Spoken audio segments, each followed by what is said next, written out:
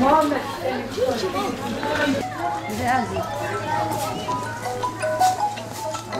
Abiye bak.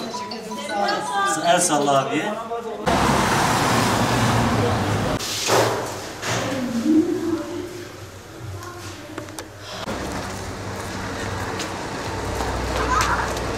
Mağazacı mı? Hatta bir olsun. Geziyor. Koy buraya aşkım. Kapını verdim.